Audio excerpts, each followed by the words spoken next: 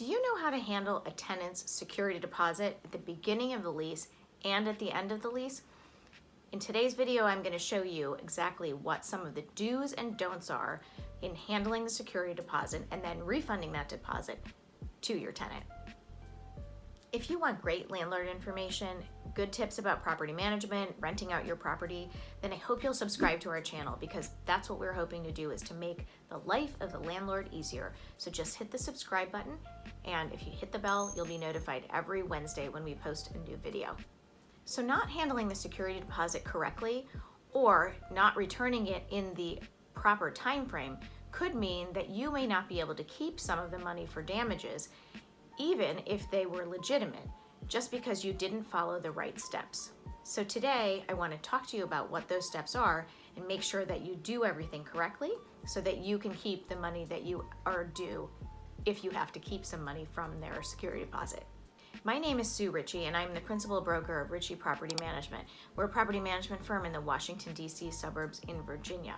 And today I'm going to talk about what you do with the security deposit for tenants in Virginia, but much of this applies to other states. You just need to check on the timeframes and make sure that you follow the right timeframes to return the deposit to your tenant, and any other changes that might apply. But generally speaking, these rules will apply. So to start with, you want to make sure that whatever lease that you're using requires that the tenant pay a security deposit. That's a must, because you never know what damage the tenant might cause, even if they seem like great people, or if it's a relative or someone that you know.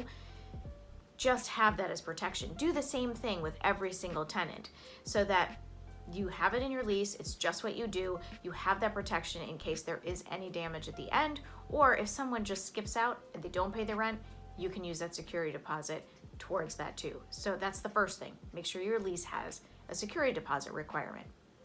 Okay, so let's get into some of the rules in Virginia. First of all, you cannot collect more than 2 months of security deposit. So if your rent is $2,000, you can collect no more than $4,000 as a deposit. Now what we do, most of the time, we usually just have 1 month's rent as the security deposit amount. Sometimes, depending on the background check, it might be a little bit iffy. We might make a recommendation to an owner to collect 1.5 or even 2 times the month's rent, because maybe there were some issues with the credit, or the background check just wasn't as super duper stellar as somebody else's. And just to have that extra reassurance, we would require extra security deposit, but you cannot have any more than 2 months security deposit. Okay, the second thing is, in your lease, you must disclose who is holding the security deposit. So in our case, we disclose that we will be holding it. If you are doing your own management, you need to say that you will be holding it. You just need to identify who is holding the security deposit.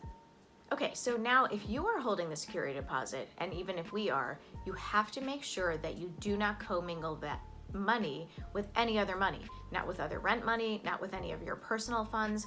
You have to keep it in a separate escrow account, and do not use the money.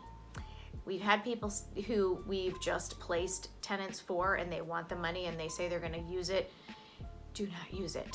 It is not allowed. You need to keep it separate. You need to be able to show that it's separate, and you can't count on that for anything. So just make sure you set up something else so you do it the proper way. We've seen that happen before, where an owner has used the money. Let's say they didn't have enough money to cover repairs, and they pulled some of the money out of the security deposit to cover the repairs. Seen that happen. Do not do it. It's a big, big no-no. Another thing you don't want to do is you do not want to let the tenant have, sometimes tenants will ask for, hey, can you use my security deposit towards my last month's rent?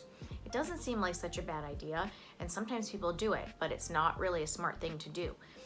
If you use the money, the security deposit for the last month's rent, you have no more money in case there are damages and you need to use it out of the security deposit. That's really what it's for. It's to cover damages, unpaid rent, but don't use it for the last month's rent. Don't let them talk you into doing that. Just keep it and let them pay the rent like normal.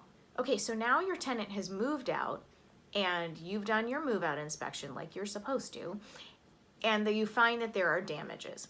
How do you handle it?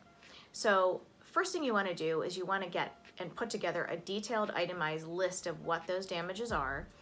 You get them repaired and you have receipts showing what you paid for those damages, and everything is itemized and documented. Then you can deduct that money, that amount that you had to pay for the damages from the security deposit, and refund the security deposit to the tenant. In Virginia, you must return the security deposit or the balance to them, a balance after deductions, to them within 45 days of the lease termination. It does vary in other states, but in Virginia, that's the rule. So you want to make sure, again, you have to have these itemized, and you can't just make up numbers of what you want to deduct. You actually have to have documentation and real receipts so you can show what you spent and then charge the tenant for it. You also want to make sure that you keep all of these records and this itemization for a number of years, at least 2 years, so that if it ever came back again, if they ever took you to court, you have all of that saved and documented. So there you have it, Security Deposit 101.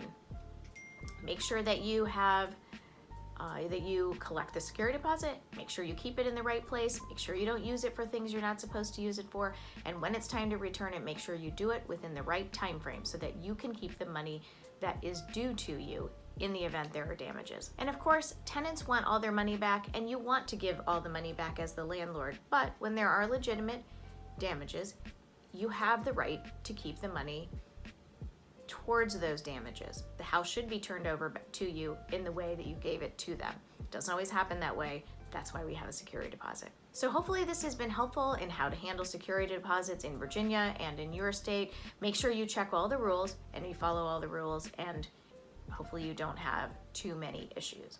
If you like this video, appreciate if you'd give it a thumbs up, like it, and subscribe to our channel.